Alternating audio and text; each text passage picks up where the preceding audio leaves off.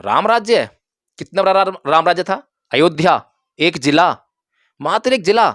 अगर हम भारत के नक्शे पे खोजें तो एक बिंदु दिखाई देगा, उसको भी राम जी सुचारू रूप से चला नहीं पाए।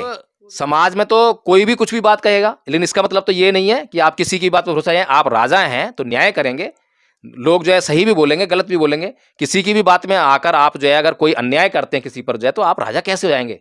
आप कैसे मर्यादा पुरुषोत्तम राम हो गए? कैसे आदर्श राजा हो गए? मतलब ही नहीं है। अरे आप जो है सम्राट अशोक का शासन देखिए। ये केजरीवाल जी जो है अंधे हैं, पाखंडी हैं, मैं कह रहा हूं बेईमान है बहुत बड़े। ये जो है सम्राट अशोक को नहीं याद कर रहे हैं। ये जो जिसकी बात कर रहे हैं रामराज की जो है, वो रामराज में तो कभी सुख और शांति रही नहीं, अयोध्या में भी। लेकिन उस समय जो सम्राट अशोक का जो भारत था वो कितना विशाल था। अफगानिस्तान, पाकिस्तान, भारत का जो है थोड़ा सा दक्षिणी हिस्सा छोड़ दो, वो सारा जो है इधर बांग्लादेश और पल्ली तरफ थोड़ा सा हिस्सा जो है, तो ये सारा जो है भारत था।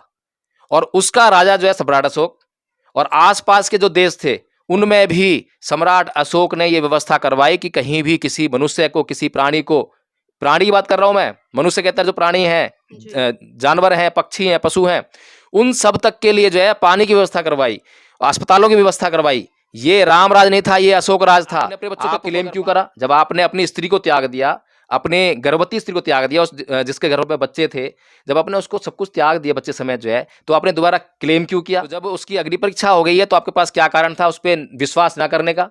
आप अगर राजा ही थे, अगर आप राज दरबार में आपके सीता खड़ी होती वहां पर जो है, और सीता जो है आपसे न्याय मांगती कि मेरा पति जो है मेरी अग्नि परीक्षा लेने के बाद भी मुझ पे ये अन्याय कर रहा है, मुझे घर से बाहर निकालना चाहता है, तब आप क्या न्याय करते? और अगर आज प्रश्न करेंगे कि भाई प्राण प्रतिष्ठा होने के बाद क्या होगा और ये हिंदू राष्ट्र बन जाएगा देश, तो क्या होने वाला है, अब तक क्या नहीं हो रहा है? तो जब ये सवाल करेंगे तो इसीलिए जो है ना रहेगा बांस ना बजेगी बांसुरी। इनको उस शिक्षा से वंचित कर दो। ना तो संविधान के बारे में बताओ, ना गणतंत्र दिवस के बारे में बताओ, ना इनके अधिकारों के बारे में बताओ। बुद्धिजीवी लोग और खासकर जो साइंटिस्ट हैं वो ये लोग ये बात कह रहे हैं प्राण प्रतिष्ठा की, और आप इसको नकार रहे हैं। देखिए, मैं नकार नहीं रहा हूं, मैं ये नहीं कह रहा हूं होती है, मैं ये नहीं कह रहा हूं नहीं होती है, मैं तो ये कह रहा हूं जांच तो करवाओ। आप जो है ये बता दीजिए कि प्राण प्रतिष्ठा क्या होती है, सबसे पहले पहला प्रश्न जो है। दूसरा प्रश्न, प्राण प्रतिष्ठा से पहले जो है कोई भी मूर्ति जिसकी प्राण प्रतिष्ठा नहीं हुई है, उससे पहले वो क्या नहीं कर सकती है? दूसरा प्रश्न हो गया। तीसरा प्रश्न ये है कि प्राण प्रतिष्ठा होने के बाद कोई भी मूर्ति क्या कर सकती है? ये तीन प्रश्न हैं। इन तीनों प्रश्नों को जो है आप जो है बता दीजिए इसका उत्तर जो है, और करके दिखा दीजिए, जांच पूरी करवा दीजिए आप जो है, और फिर हम खुद ही आपके जो कहेंगे वो मानेंगे। हम तो अच्छी तरह से जानते हैं कि कोई भी पुरुष जो है किसी महिला के झूठे बेर हो, झूठा खाना हो या झूठन जो है, या उसके साथ में जब खाना साझा करता है तो कब करता है, ये मुझे कहने की जरूरत नहीं है। तो सबरी कौन थी? सबरी कोई बूढ़ी थी, वृद्धा थी, या क्या थी, या क्या चल रहा था? क्योंकि अगर हम बात करें उसकी जो है तो बहुत कुछ सुनने को मिलता है, देखने को मिलता है, लेकिन प्रमाण नहीं है। हम इसलिए बिल्कुल ये नहीं कह सकते हैं, लेकिन प्रमाण इस बात का है कि उसी रामायण में जो है राजा राम शंभुक ऋषि का वध कर रहे हैं, और वो जातिवाद के आधार पर वध कर रहे हैं। तो वाल्मीकि रामायण है, मैं नहीं कह रहा हूं अपनी तरफ से। वाल्मीकि रामायण में अगर शंभुक ऋषि का वध हो रहा है और राजा राम उसकी जाति को जानने के बाद, पहचानने के बाद उसका वध कर रहे हैं, और वहीं पर वो सबरी के झूठे बेर खा रहे हैं, तो मुझे जो है ये कहते हुए, ये इसका आकल अनुमान लगाते हुए बिल्कुल भी संकोच नहीं हो रहा कि कोई भी व्यक्ति जो है, कोई भी पुरुष जो है किसी तो, लेकिन फिर ये पूछते हैं कि आप जो है कौन से वर्ण से हैं, ये पूछते हैं कौन से वर्ण से हैं। तो जब शंभुक ऋषि के मुंह से निकलता है कि हे राम, मैं शूद्र वर्ण से हूं और मेरा नाम शंभुक है, बस इतना सुनना था। अरे घोर अपराध किया तूने, शूद्र होकर जो है क्या नाम है ज्ञान प्राप्त किया, और ज्ञान प्राप्ति नहीं किया बल्कि ज्ञान को बांट भी रहा है, लोग जागरूक कर रहा है, लोगों को भड़का रहा है धर्म में जो है। तो तुरंत ही जो है तलवार म्यान से निकलती है और शंभुक की गर्दन जो है उसके गारंटी हल कहता हूं, ना तो नरेंद्र मोदी, ना केजरीवाल जी, और किसी भी हिंदू के भीतर इतना दम नहीं है, इतना सामर्थ्य नहीं है जो वाल्मीकि रामायण को पढ़ सके और वाल्मीकि रामायण को एक बार उसका वाचन करके सार्वजनिक तौर पर बता सके। क्योंकि वाल्मीकि रामायण जो है, जो राम का चरित्र चित्रण करती है, उसमें कहीं पर भी उसकी महानता का जिक्र नहीं है। और जो शासन जो है और जनता के लिए और जनता के द्वारा, ये तो ईवीएम खा गई है। तो जब इस देश के किसी भी नागरिक को अगर ये शक है कि ईवीएम जो है उसके अधिकार को खा रही है, और इस देश के किसी भी नागरिक को बैलेट पेपर पर कोई शक नहीं है, तो कौन सी व्यवस्था लागू करनी चाहिए? भारत के लोगों के अधिकारों को, मूल अधिकारों को जो है कौन कम करता है, कौन छीनता है, इन बातों को सोचना समझना बहुत जरूरी है। और जब हम इस बात पर गौर फरमाते हैं कि भारत के नागरिकों के मौलिक अधिकारों को कौन छीनने का काम कर रहा है, तो हमारी एकाएक नजर पड़ती है रामायण की तरफ। जब हम रामायण में राम का चरित्र देखते हैं तो राम जो है पग पग पर जो है मौलिक अधिकारों का हनन करते हुए हमें दिखाई देते हैं।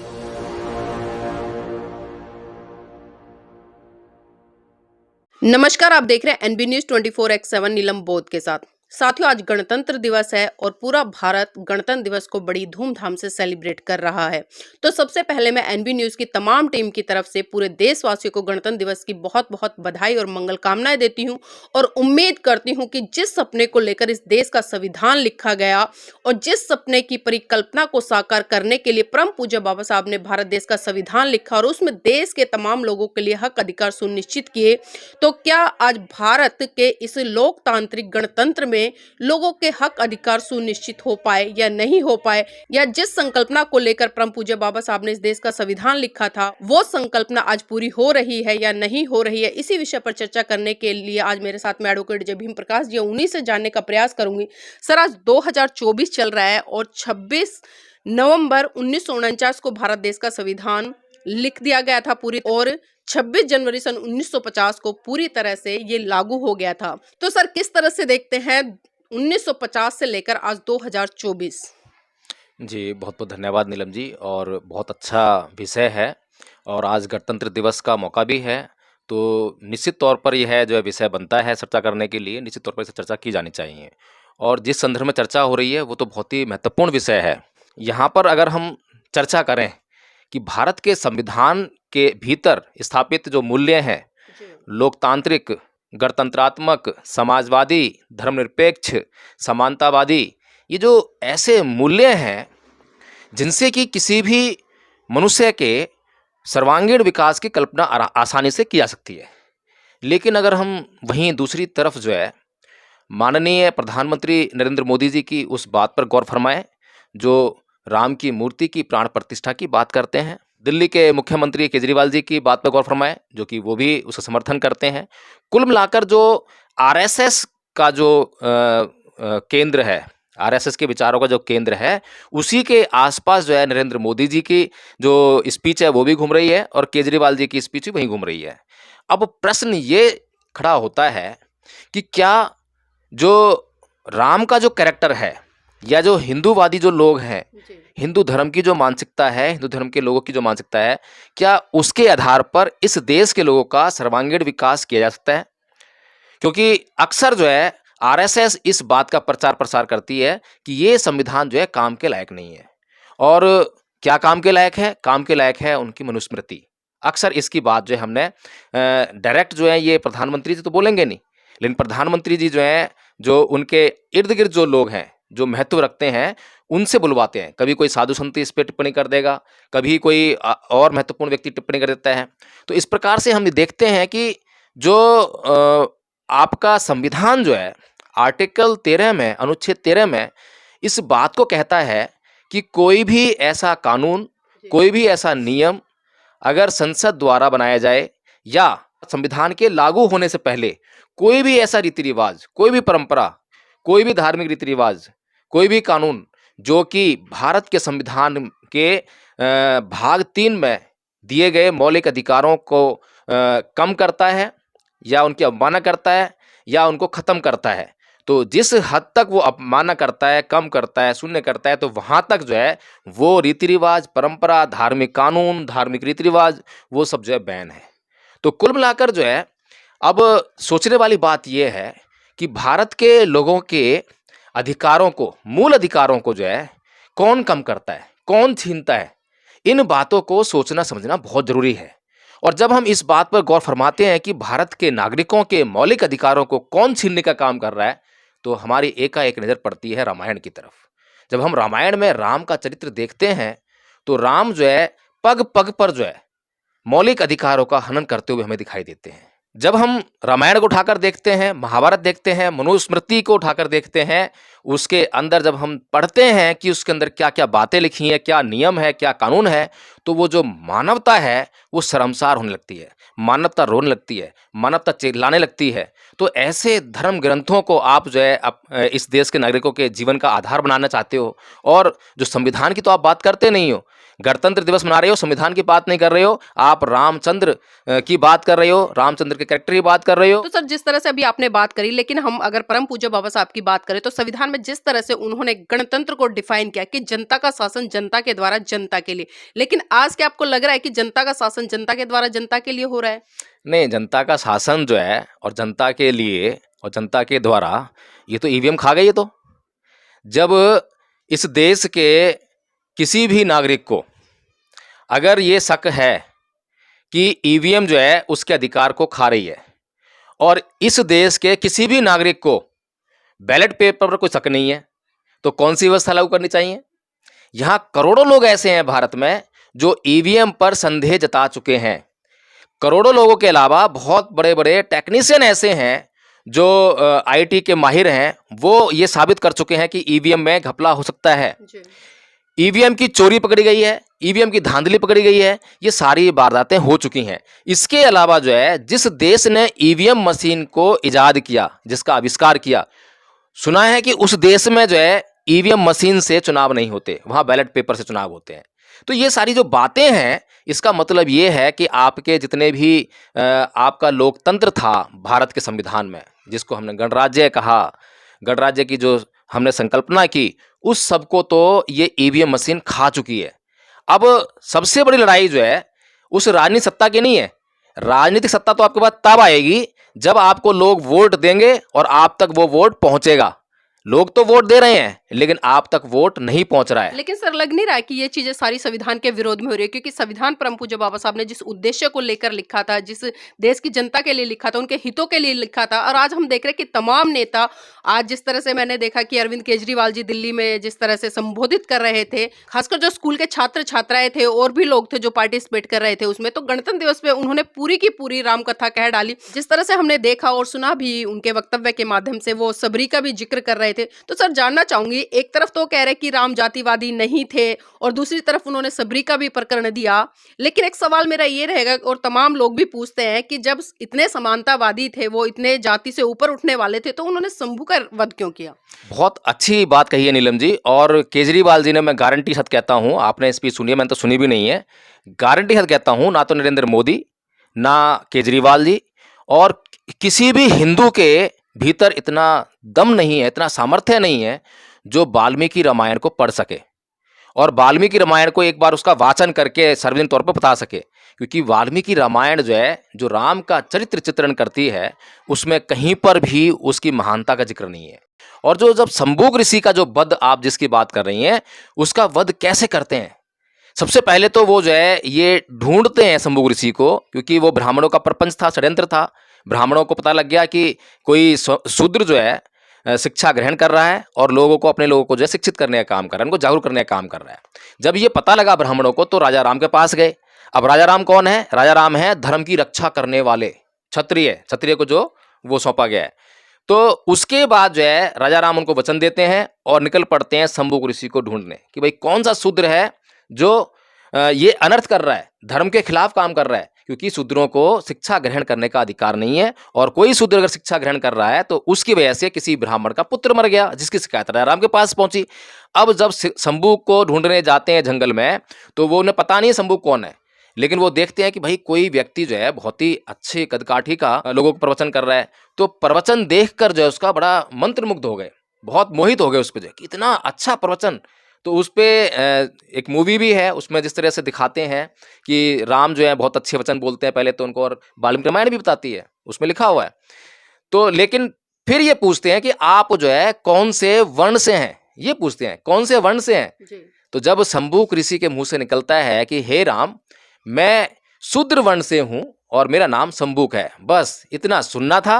अरे घोर अपराध किया तूने, शूद्र होकर जो है क्या नाम है, ज्ञान प्राप्त किया, और ज्ञान प्राप्ति नहीं किया बल्कि ज्ञान को बांट भी रहा है, लोग जागरूक कर रहा है, लोगों को भड़का रहा है धर्म में जो है। तो तुरंत ही जो है तलवार म्यान से निकलती है और शंभू की गर्दन जो है उसके धड़ से अलग हो जाती है। तो ये क्या था? ये प्रश्न जो है केजरीवाल से है, ये प्रश्न जो है मोदी जी से है। आइए चर्चा कीजिए, बताइए कि राम जो है जातिवादी थे या नहीं थे? लेकिन वो तो कह रहे हैं ना सर कि जातिवादी नहीं थे, वो समानतावादी थे, और सबरी का भी उदाहरण दे रहे हैं। सबरी का उदाहरण जो दे रहे हैं, तो ये भी बताएं कि शंभू का उदाहरण जो है वो क्या कह रहा है। अगर सबरी का उदाहरण ये कह रहा है कि वो जातिवादी नहीं थे, और मुझे तो बिल्कुल शक है, जो सबरी का जो प्रकरण है, सबरी एक महिला है, जंगल में रहती है, और राजा राम और लक्ष्मण जो है अकेले जंगल में है। तो आप समझ सकती हैं। और नीलम जी, हम अच्छी तरह से जानते हैं कि कोई भी पुरुष जो है किसी महिला के झूठे बेर हो, झूठा खाना हो या झूठन जो है, या उसके साथ में जब खाना साझा करता है तो कब करता है, ये मुझे कहने की जरूरत नहीं है। तो सबरी कौन थी? सबरी कोई बूढ़ी थी, वृद्धा थी, या क्या थी, या क्या चल रहा था? क्योंकि अगर हम बात करें उसकी जो है तो बहुत कुछ सुनने को मिलता है, देखने को मिलता है, लेकिन प्रमाण नहीं है। हम इसलिए बिल्कुल ये नहीं कह सकते हैं, लेकिन प्रमाण इस बात का है कि उसी रामायण में जो है राजा राम शंभू ऋषि का वध कर रहे हैं, और वो जातिवाद के आधार पर वध कर रहे हैं। तो वाल्मीकि रामायण है, मैं नहीं कह रहा हूं अपनी तरफ से। वाल्मीकि रामायण में अगर शंभू ऋषि का वध हो रहा है और राजा राम उसकी जाति को जानने के बाद, पहचानने के बाद उसका वध कर रहे हैं, और वहीं पर वो सबरी के झूठे बेर खा रहे हैं, तो मुझे जो है ये कहते हुए, ये इसका आकलन, अनुमान लगाते हुए बिल्कुल भी संकोच नहीं हो रहा कि कोई भी व्यक्ति जो है, कोई भी पुरुष जो है किसी स्त्री के साथ में जो है भोजन कब शेयर करता है, झूठन कब खाता है। तो ये सोचने और समझने वाली बात है, अनुमान लगाने वाली बात है। तो सर, जिस तरह से अभी आपने बताया, और कई चीजें हैं हम भी देख रहे हैं, क्योंकि आज देख रहे हैं कि अगर हम संविधान की बात करें और गणतंत्र की बात करें, क्योंकि आज जब हम गणतंत्र दिवस मना रहे हैं, तो संविधान में तमाम हक अधिकार दिए गए, और उसमें जो आर्टिकल 51A है, जो कि मतलब साइंटिफिक पैरामेंट को स्थापित करने की बात कर रहा है, लेकिन आज हम देख रहे हैं कि देश में तमाम वो चीजें स्थापित की जा रही है जिसका साइंस से कोई लेना देना नहीं है, बल्कि काल्पनिक चीजों को परोसा जा रहा है। तो क्या लगता है, ऐसे में हम बाबा साहब की परिसंकल्पना को पूरा कर पाएंगे? जी नहीं, जिस तरह से माननीय मुख्यमंत्री दिल्ली के केजरीवाल जी जो हैं, वहाँ पर स्टूडेंट्स के सामने ये कह रहे हैं कि रामलला की प्राण प्रतिष्ठा हुई। अरे मेरे को बस क्या बताऊँ अब नीलम जी जो है, कि बच्चों को जब आप ये कह रहे हैं कि किसी मूर्ति में प्राण प्रतिष्ठा हुई, क्या केजरीवाल जी इस बात को साइंटिफिकली, खुद भी तो आईटी इंजीनियर हैं, आईआईटी कहाँ से पढ़कर आए हैं, ये जो है आपका खड़गपुर से उन्होंने आईआईटी की है, और वहाँ से जो है उन्होंने विज्ञान की जो शिक्षा है वो हासिल की है। तो क्या वो इस विज्ञान के साथ में उसका कुछ मेल बता सकते हैं कि क्या प्राण प्रतिष्ठा हो सकती है, और प्राण प्रतिष्ठा के आपके मतलब क्या हैं? प्राण प्रतिष्ठा के बाद क्या होता है और उससे पहले क्या होता है? लेकिन सर, देश के तमाम पढ़े लिखे बुद्धिजीवी लोग और खासकर जो साइंटिस्ट हैं, वो ये लोग ये बात कह रहे हैं प्राण प्रतिष्ठा की, और आप इसको नकार रहे हैं। देखिए, मैं नकार नहीं रहा हूँ, मैं ये नहीं कह रहा हूँ होती है, मैं ये नहीं कह रहा हूँ नहीं होती है, मैं तो ये कह रहा हूँ जांच तो करवाओ। आप जो है ये बता दीजिए कि प्राण प्रतिष्ठा क्या होती है, सबसे पहले पहला प्रश्न जो है। दूसरा प्रश्न, प्राण प्रतिष्ठा से पहले जो है कोई भी मूर्ति जिसकी प्राण प्रतिष्ठा नहीं हुई है, उससे पहले वो क्या नहीं कर सकती है, दूसरा प्रश्न हो गया। तीसरा प्रश्न ये है कि प्राण प्रतिष्ठा होने के बाद कोई भी मूर्ति क्या कर सकती है। ये 3 प्रश्न हैं। इन तीनों प्रश्नों को जो है आप जो है बता दीजिए इसका उत्तर जो है, और करके दिखा दीजिए, जांच पूरी करवा दीजिए आप जो है, और फिर हम खुद ही आपके जो कहेंगे वो मानेंगे। हम तो मना ही नहीं कर रहे, हम तो ये कह नहीं रहे हैं कि प्राण प्रतिष्ठा होती है नहीं होती है, हम तो कह रहे हैं सिर्फ जांच करिए। आप विज्ञान के स्टूडेंट रहे हैं, और विज्ञान के स्टूडेंट रहे हैं तो आपको ये सब बातें अच्छी तरह पता है, लेकिन आप ये बातें इसलिए कह रहे हैं क्योंकि आरएसएस ने आपको कमांड दे रखी है कि आपको जो है इस देश में हिंदुत्व फैलाना है, पाखंड फैलाना है, अंधविश्वास फैलाना है। इन छोटे छोटे बच्चों के माइंड में ये बातें भरनी है कि ईश्वर होता है, ईश्वर की प्राण प्रतिष्ठा हुई है, मूर्ति की प्राण प्रतिष्ठा हो गई है, अब मूर्ति तुम्हें खाने को देगी, अब मूर्ति तुम्हें जो है सारे तुम्हारा वो करेगी, सारा जो काम करेगी, तो अब तुम्हें जो घबराने की जरूरत नहीं है। सर, एक चीज़ और जानना चाहूँगी, क्योंकि आज मैंने कुछ बच्चों से डिस्कस किया, क्योंकि कुछ बच्चे स्कूल के जा रहे थे, और आज जिस तरह से स्कूल में भी 26 जनवरी एक दिन पहले मनाया गया है, तो मैंने बच्चों से पूछा कि 26 जनवरी क्यों मना रहे हैं। फिर बच्चे नहीं बता पाए, तो मैंने पूछा कि अभी 22 तारीख को क्या हुआ था। मतलब 22 तारीख का प्रकरण बच्चे बच्चे तक को पता है, जो स्कूल जा रहा है उसको भी पता है, लेकिन देखिए स्कूल में जो अध्यापक है या प्रिंसिपल है या जो सरकार है, वो ये नहीं बता पा रही है कि बच्चों को 26 जनवरी क्यों मनाया जाता है, क्या महत्व है, क्या हुआ था। जी, जब वो ये बताने में मशगूल हैं, टीचर्स जो हैं, टीचर्स, मुख्यमंत्री, प्रधानमंत्री, इस देश का मीडिया, इस देश के जो जितना भी तामझाम है, वो सभी लोग जब ये बताने में मशगूल हैं कि प्राण प्रतिष्ठा होने जा रही है, राम के अंदर अब जो राम की मूर्ति है उसके अंदर अब जान पड़ जाएगी, अब राम की मूर्ति चमत्कार करेगी, इस देश को हिंदू राष्ट्र बनाएंगे, ये देश हिंदू राष्ट्र बनने वाला है, ये सब जब बातें बताई जाएंगी बच्चों को, तो उसके क्या मायने? फिर गणतंत्र दिवस क्यों बताएंगे कि गणतंत्र दिवस क्या होता है, 26 जनवरी को क्या हुआ था? अगर वो बताएंगे तो ये लोग जो है ये पूछेंगे कि मूर्ति की प्राण प्रतिष्ठा करने से क्या लाभ होने वाला है, फिर ये कैसे जवाब देंगे? फिर वो पूछेंगे, अगर ये बोलेंगे कि भाई इससे जो है हमने प्राण प्रतिष्ठा कर दी है, अब जो हिंदू राष्ट्र बन जाएगा, तो बच्चे फिर प्रश्न करेंगे कि भाई प्राण प्रतिष्ठा होने के बाद क्या होगा, और ये हिंदू राष्ट्र बन जाएगा देश तो क्या होने वाला है, अब तक क्या नहीं हो रहा है? तो जब ये सवाल करेंगे तो इसीलिए जो है ना रहेगा बांस ना बजेगी बांसुरी, इनको उस शिक्षा से वंचित कर दो, ना तो संविधान के बारे में बताओ, ना गणतंत्र दिवस के बारे में बताओ, ना इनके अधिकारों के बारे में बताओ। इनको अगर इनके अधिकार पता लग गए, साइंटिफिक टेम्परामेंट पता लग गया, 51A का जो जो अनुच्छेद है उसको सुप्रीम कोर्ट को जो है डिफाइन करना चाहिए। मैं बार बार कहता हूं कि सबसे पहले तो आप ये बताइए कि साइंटिफिक टेम्परामेंट क्या भला है। आपने संविधान में उसको जगह दी है, अभी मिटाया नहीं है उसे, लेकिन जैसे ही आप हिंदू राष्ट्र को घोषित करेंगे तो उससे पहले शायद उसको मिटा देंगे, क्योंकि वो जो है दोनों आपस में कोई मेल नहीं है उनका। या तो साइंटिफिक टेम्परामेंट रह सकता है देश में, या फिर ये अंधविश्वास और पाखंड रह सकता है। तो इसीलिए जो है नीलम जी, अब ये जो मुख्यमंत्री जी हैं, प्रधानमंत्री जी हैं, टीचर्स हैं, ये जितना तामझाम है, इन सबका एक ही काम रह गया है कि इस देश के लोगों को मूर्ख बनाया जाए, पाखंड और अंधविश्वास में धकेला जाए। अरविंद केजरीवाल जी एक बात पर बड़ा जोर दे रहे थे कि हम दिल्ली में भी राम राज्य जैसा शासन चाहते हैं, और वो खुले तौर पर कहते नजर आए कि हम दिल्ली को राम राज्य की तरह चला रहे हैं और आने वाले भविष्य में भी इसी तरह से चलाएंगे। जी सही कह रहे हैं, वो जो रामराज तरह चला रहे हैं। रामराज में क्या था? रामराज वही रामराज, जब वो राजा बन गए थे तो वो अपना कर्तव्य भूल गए, अपनी पत्नी को धोखे से, और लक्ष्मण को साफ साफ ये निर्देश दिए थे कि बिल्कुल बताना मत कि कहाँ ले जा रहे हो, और उसको जंगल में छोड़ के आ जाओ। और वो भी जब जब आपने जो है उस सीता मैया की परीक्षा ली थी, अग्नि परीक्षा ली थी, आग में से होकर गुजरी थी बेचारी जो है। हालांकि ये जो है अंधविश्वास है, ये भी जो है कि कोई भी व्यक्ति अगर किसी अग्नि में प्रविष्ट होता है तो वो अग्नि से कभी बाहर नहीं आ सकता, वो उसकी राखी बाहर आएगी। लेकिन फिर भी चलिए मान लेते हैं, कल्पना है, कल्पना पे भी एक बार जो है भरोसा लेकर आते हैं। तो जब उसकी अग्नि परीक्षा हो गई है तो आपके पास क्या कारण था उस पर विश्वास ना करने का? आप अगर राजा ही थे, अगर आप राज दरबार में आपके सीता खड़ी होती वहां पर जो है, और सीता जो है आपसे न्याय मांगती कि मेरा पति जो है मेरी अग्नि परीक्षा लेने के बाद भी मुझ पे ये अन्याय कर रहा है, मुझे घर से बाहर निकालना चाहता है, तब आप क्या न्याय करते?